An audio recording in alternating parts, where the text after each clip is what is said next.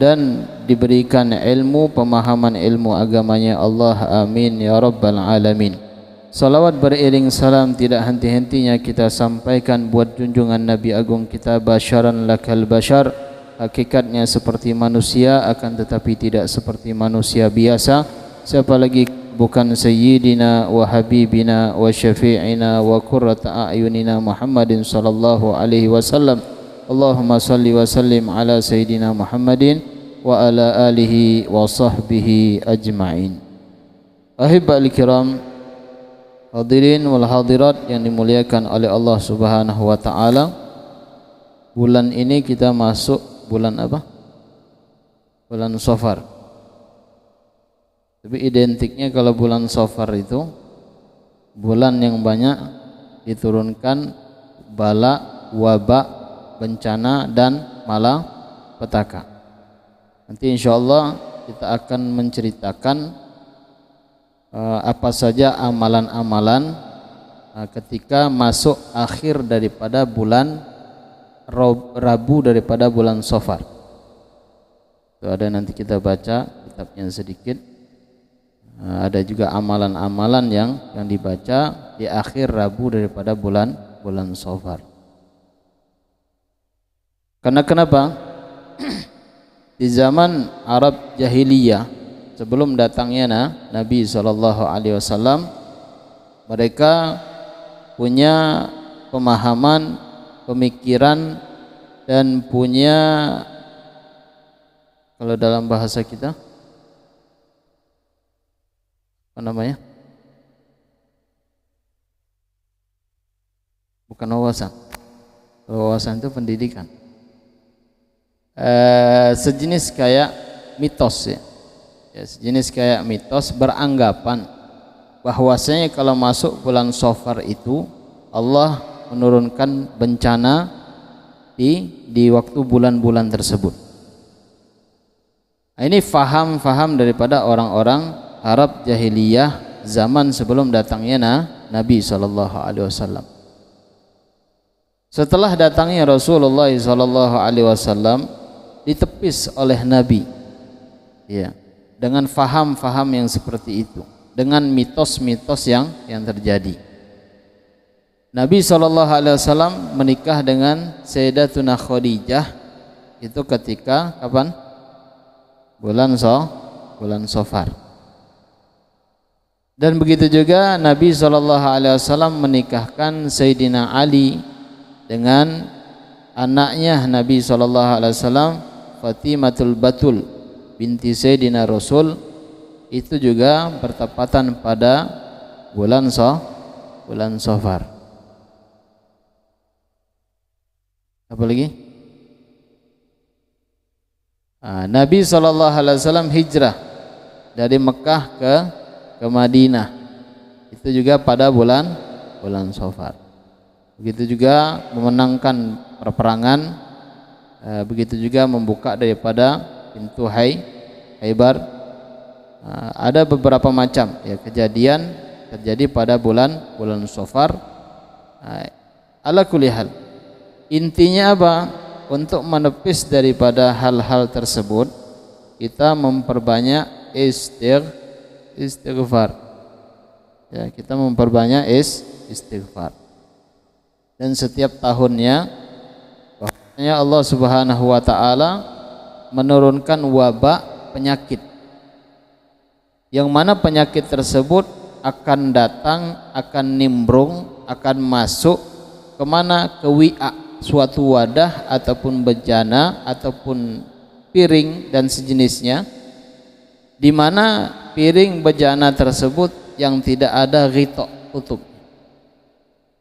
Maka ketika kita punya makanan atau minuman, ya paling sedikit kita tutup. Kalau tidak ada, kita letakkan sesuatu yang menutupi di atasnya dengan baca Bismillah, ditaruh di sini. Begitu juga makanan itu ditutup pakai hidung saji atau ditutup khusus, ada tutupnya, jangan sampai terbuka. Jadi kalau makanan terbuka, maka satu tahun itu Allah menurunkan wabak penyakit di dalamnya ketika kita makan inna lillahi wa inna ilaihi raji'un. Kalau langsung isted enak. Kalau sakit dulu sakit. Begitu juga ketika kita berjalan di perjalanan atau musafir dalam keadaan perjalanan jauh atau di tempat sekiranya kurang nyaman ketika kita ingin makan ataupun minum, atau di suatu tempat yang memang terkenal banyak racunnya atau sejenisnya. Apa yang kita baca? Maka sebelum kita makan ataupun kita minum, kita baca bismillahilladzi la yadurru ma'asmihi syai'un fil ardi wala fis sama' wa huwas sami'un alim. Ya hayyu ya qayyum. Itu dibaca 1 kali atau 3 kali. Tapi yang penting intinya setiap kita makan minum apa saja itu kita baca. Nah, ini insyaallah mudah-mudahan akan terhindar daripada bala, racun dan yang lainnya. Insyaallah mudah-mudahan. Jangan nanti kalau makan minum tidak baca doa langsung main hantam. Ya, makan. Oh, kenyang. Sudah berdoa tadi tidak alhamdulillah lagi. Sudah langsung tidur. Masyaallah. Ala kulli hal. Insyaallah mudah-mudahan pada bulan Safar ini kita diberikan kelancaran, kemudahan, ya, dihindari oleh Allah Subhanahu wa taala daripada opini atau pemahaman-pemahaman daripada orang-orang Arab jahiliyah di zaman itu. Ya, mudah-mudahan kita dilindungi oleh Allah Subhanahu wa taala. Maka banyak kita baca doa ya Allah biha. Ya Allah biha. Sahih. Ya. Kita baca ketika baca ada baca burdah, ya bukan burdah, apa hadroba saudan itu. Apa bacaan pertamanya? Ada yang hafal?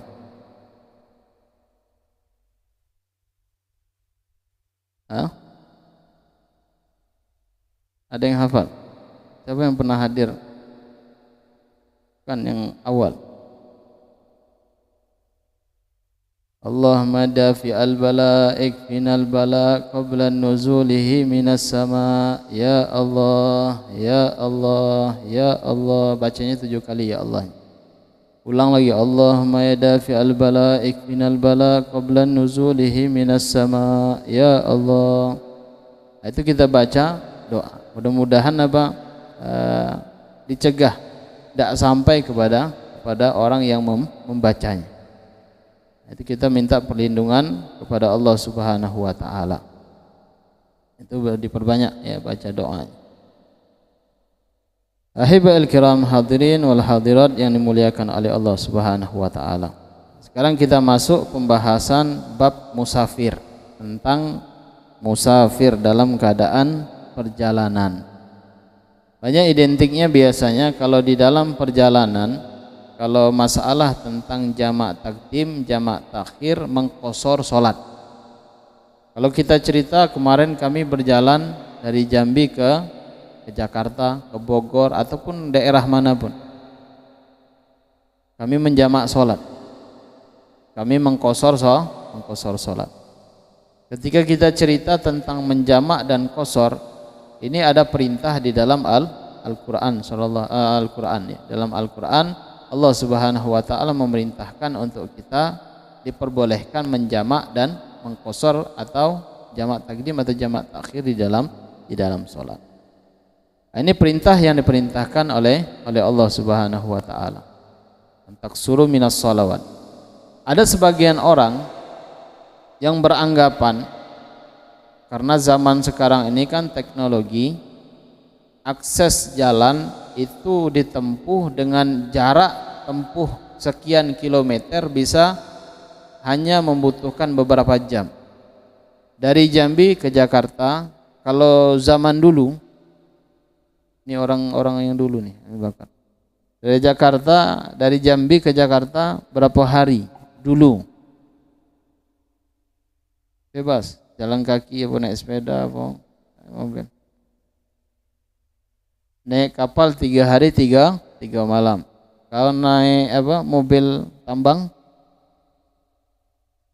seminggu, kurang lebih 1 minggu. Naik sepeda sebulan, jalan kaki misalnya, jalan kaki sampai ke Jakarta, kakinya sampai. Kalau orangnya Allahu a'lam. Kalau untuk zaman sekarang insya Allah sampai dia, sampai. Nah, itu jarak tempuhnya, kilometernya jauh, tetapi bisa disingkat dengan waktu yang cepat. Dari Jambi ke Jakarta naik pesawat cuma satu jam. Ini ada yang bilang, ngapain kita qosor jamak sholat, kan sejam cuma. Kayak mana nanggapinnya? Bagaimana kita nanggapinnya? Karena kenapa? Karena ada sebagian orang yang tidak senang atau dia benci untuk menjamak, mengqosor di dalam sholat. Nah, ketika seseorang yang dikasih oleh Allah Subhanahu wa taala cobaan yang seperti itu. Cobaan seperti itu. Contoh, kita ada berangkat sama beberapa orang. Di antara beberapa orang satu mobil itu 7 orang. Apakah semuanya sepakat menjamak dan mengqosor sholat? Tidak. Karena di dalam mobil itu ada si perokok sama tidak merokok. Kita bayangin kalau yang tidak merokok dari Jambi ke Jakarta, kira-kira sanggup tidak si perokok berat ini berhenti merokok? Pusing dia, hilang akalnya. Iya, akalnya hilang. Saya pernah jalan sama satu orang dari Jambi ke Tembilahan, ke Kerinci, ke Padang, cuman tidak sampai ke Medan. Itu dia tidak merokok dari Jambi ke Tembilahan, melamun dia. Kenapa Pak? Kok melamun Pak? Iya, saya kalau tidak merokok kayak orang stres gitu. Linglung dia Pak. Masya Allah. Berarti candunya bahaya itu. Yang bahaya itu si perokok, perokoknya. Si perokok. Apa dia merokok? Kalau si perokok tadi berhenti aman insyaallah. Ya amin be, tapi tidak diamalin. Jadi sama kayak orang rajin, mudah-mudahan rajin sholat, istiqomah. Amin, tapi dia tidak mau istiqomah. Ala kulli hal. Dalam perjalanan, ketika dalam perjalanan itu waktunya sangat singkat, ya, waktunya sangat singkat. Sekian kilo bisa ditempuh cuman 1 jam 2 jam. Bagi orang yang benci dengan menjamak atau mengqosor sholat ini, maka bagi dia dianjurkan untuk dia mengqosor dan menjamak sholat. Sama 7 orang yang berjalan itu kadang bingung dikarenakan minim ilmu, karena dia tidak pernah belajar menjamak dan mengqosor sholat. Ada juga pemahaman dia harus sholat itu tepat waktu. Kalau tidak tepat waktu dia gelisah di dalam hatinya.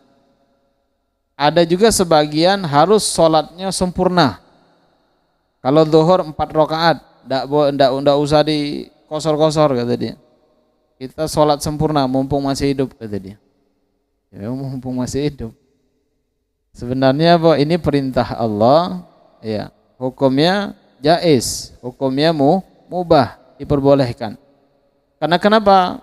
Karena bagi musafir itu, safar itu kata Nabi SAW, qit'atun minal adzab, potongan atau bagian daripada azab di dalam perjalanan. Ada yang bilang kan kita naik kendaraan aman kata dia. Ya betul. Kalau seandainya ente berangkatnya, contoh berangkatnya habis zuhur, ngemas barang semuanya jam 2 sudah selesai, sudah hampir 2:30 baru masuk ke tol. Pas masuk dalam tol bannya lepas misalnya, kira-kira bisa tidak sholat di tengah-tengah tol itu? Kalau tol ini, ya tol apa nih, Sebapu ini dekat, ente terjun be aduh ay.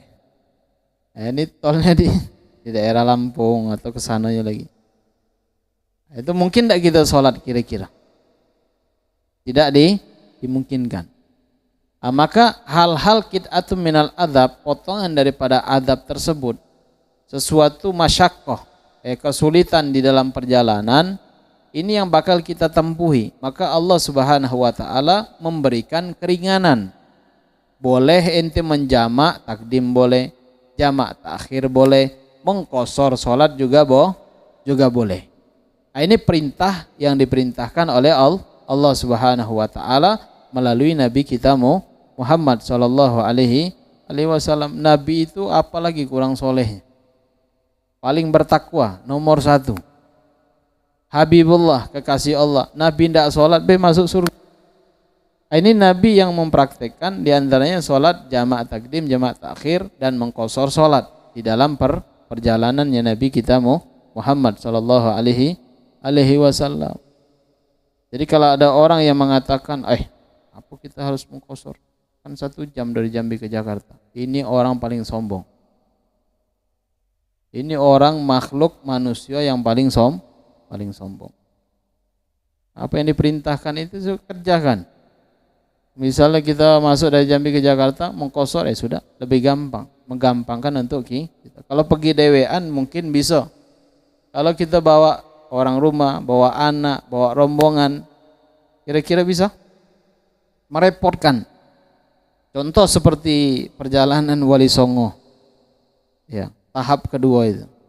Ada satu ibu-ibu, masya Allah, ada usah ngomong namanya ya, agak ribah jadinya. Ibu-ibu ini dia bilang, Pak Ustadz, kita kan musafir nih, gitu dia. Ya, saya pengen sholatnya kita harus tepat waktu. Kita harus sholatnya tepat waktu. Kayak zuhur turun sholat, lagi asar turun lagi sholat, maghrib turun lagi sholat, isya turun lagi sholat. Kira-kira perjalanan kita sampai enggak? Sampai, tapi batas waktu kita itu 6 hari sampai 7 hari. Gara-gara stop setiap sholatnya mungkin 15 hari, 20 hari baru selesai. Maka diberikan keringanan oleh Allah Subhanahu wa taala untuk menjamak, takdim, takhir, mengqashar sholat. Nah itu, maka ketika seseorang sama seperti orang dagang di pasar, dia bisnis dan yang lainnya, dia harus mempelajari sesuatu kewajiban yang harus dijalankan atau syarat di dalam perdagangan tersebut. Karena kenapa? Takutnya nanti dia bakal terjerumus kepada sesuatu yang diharamkan oleh Allah Subhanahu wa taala. Kayak apa, dagang misal, ada bau riba enggak ya? Kira-kira ada, kayak mana supaya enggak jadi riba? Dipelajarin. Atau dagang di pasar, ada penipuan enggak di dalamnya? Kayak timbangan. Kan kadang kalau kita ke pasar beli ayam, Bu, beli ayam sekilo, ya. Timbangnya dulu kan? Dari timbang sekilo, potong, masuk kantong. Palingan adalah kulit dikit itu atau tulang yang kebuang ya. Sudah kita ambil, agak berapa meter ada tukang jualan juga, numpang nimbang. Pas nimbang, pan mato.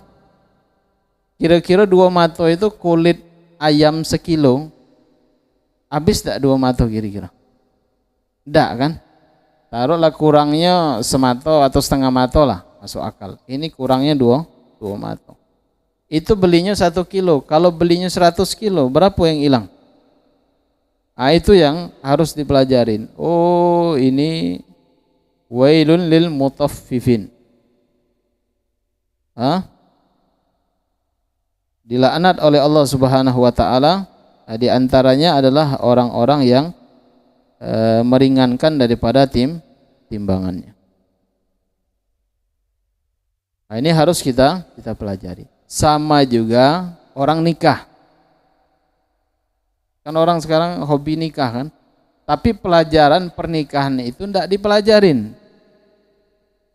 Apa itu akad, apa ijab kabul, apa syarat di antara saksi syahiden, 2 saksi itu. Apa syaratnya wali? Di pikiran dia tuh nikah itu cuman ngumpulin duit, bayar ngasih mahar, ngasih antaran, sudah itu ada khusus kamar, dihias, sudah itu sudah jima. Itu pikirannya. Ya sama kayak ayam berarti. Sama kayak ayam buat kandang, kalau itu masukin. Nah, terserahlah di dalam tuh.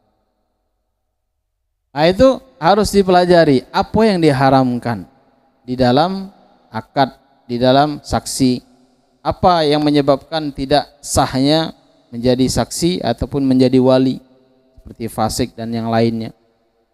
Begitu juga di antaranya apa hak suami terhadap istri atau hak istri terhadap suami. Itu harus kita pelajarin. Apa hak-haknya mereka. Nah, baru masuk ke dalam tahap akad nikah. Ini enggak. Nah, itu banyak kejadian seperti itu. Karena orang-orang tua zaman sekarang kan kayak gitu kan. Yang ditanya bukan, "Nak, kau nak nikah sama si fulanah itu?" Iya. "Lah ada duit tak?" Kata anak tadi, "Sudah ada, Pak." "Nah, sudahlah Bapak lamar." Padahal dikasih wejangan dulu. Dikasih nasihat dulu. Ya, dikasih arahan dulu. Hidup rumah tangga itu bagaimana. Maka kejadian banyak di zaman sekarang, orang baru nikah seminggu, 2 minggu, sebulan bubar. Iya kan? Ada yang setahun bubar. Jangan setahun, ada yang 20 tahun bubar juga. Nah, karena kenapa? Karena pondasi awalnya tidak ditanam dengan ilmu.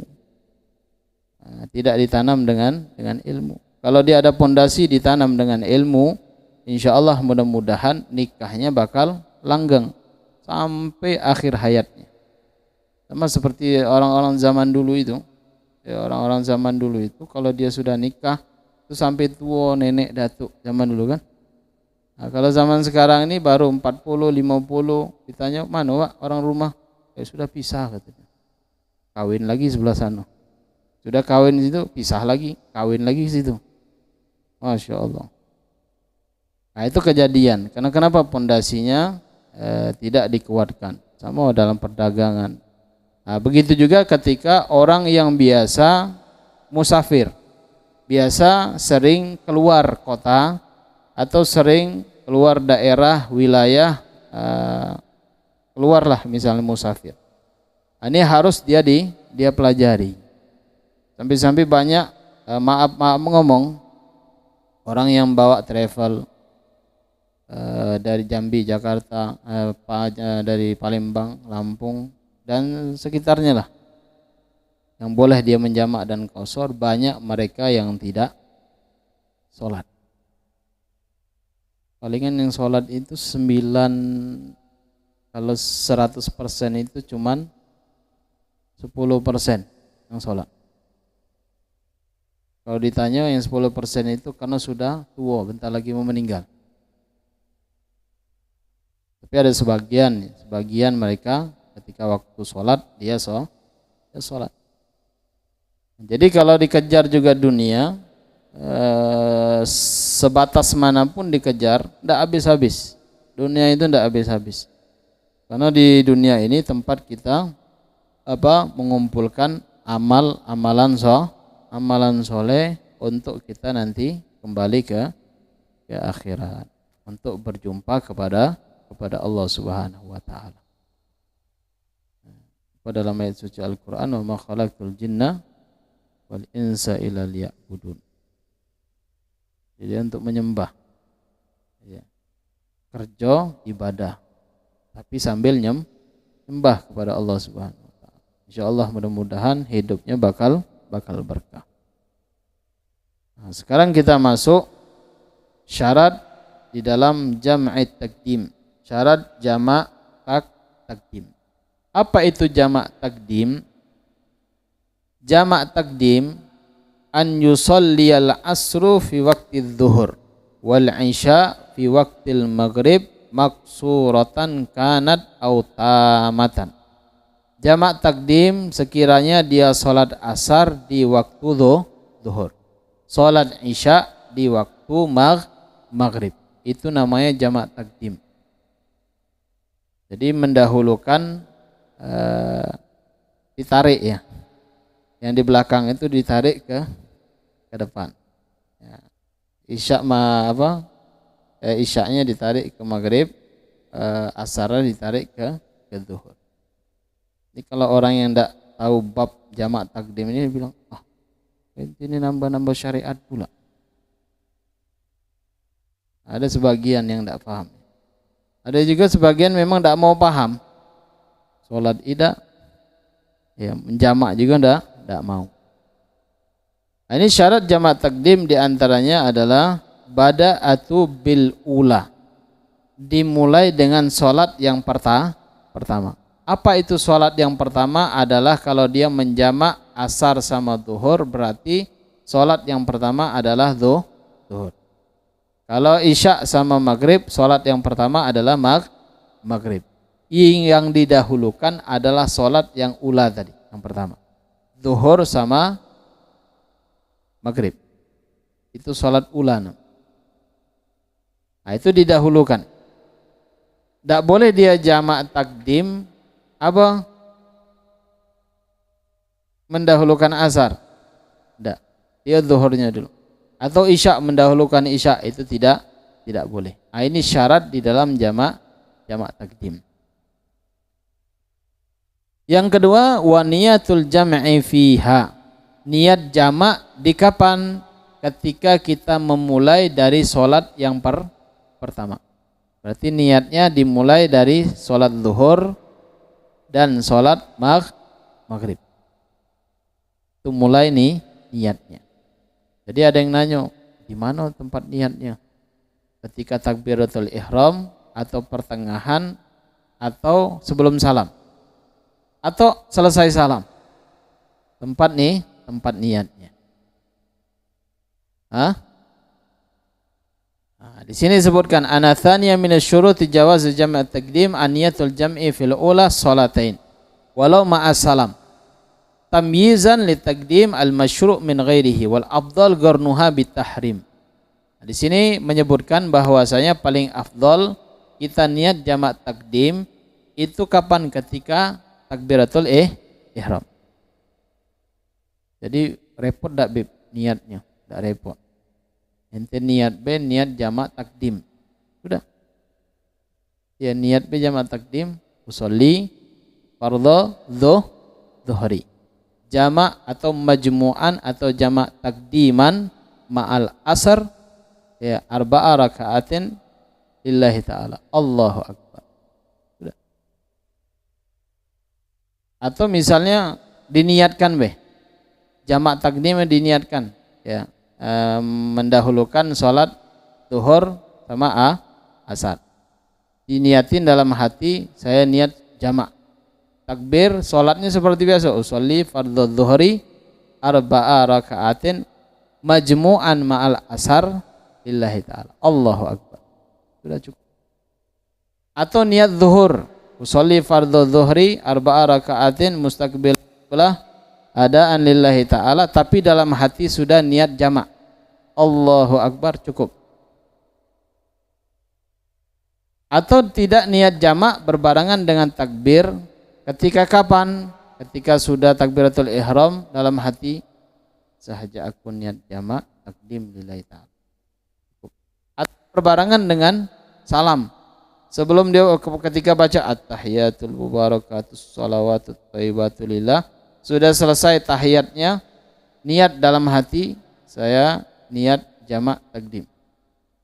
Assalamualaikum warahmatullahi wabarakatuh. Assalamualaikum warahmatullahi wabarakatuh. Atau nawaitul jamak takdim lillahi ta'ala. Sah. Nah, itu posisi niatnya. Boleh inda taharrum, boleh di pertengahan, boleh sebelum salam. Yang tidak boleh tadi sudah salam. Sudah salam baru niat. Assalamualaikum warahmatullahi wabarakatuh.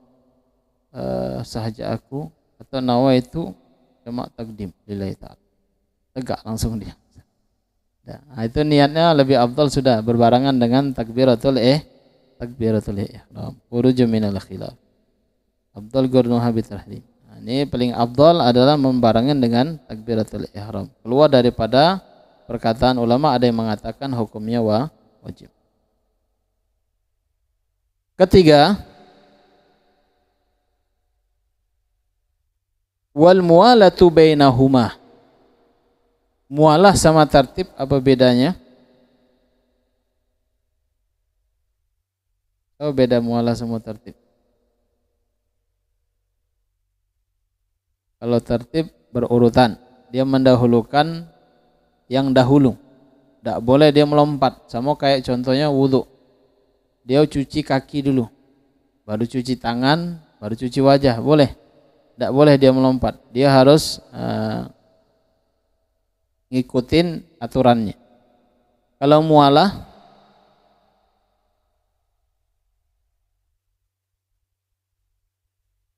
kalau mualah ini tidak ada rentang waktu.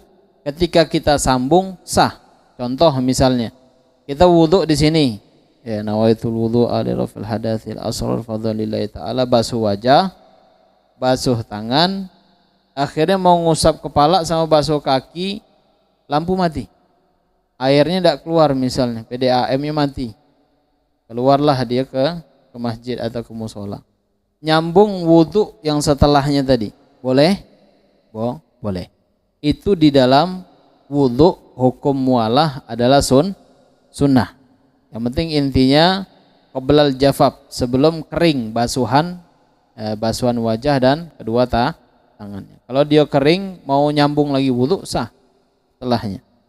Nah, itu cara hukumnya sunnah kalau di dalam wudhu. Tetapi kalau di dalam jamak takdim, mualah antara solat yang pertama dan solat yang mau dijamak takdim itu sama asar, ini dia harus beriringan. Setelah solat zuhur baru diiringin solat asar. Itu yang dimaksud dengan mualah.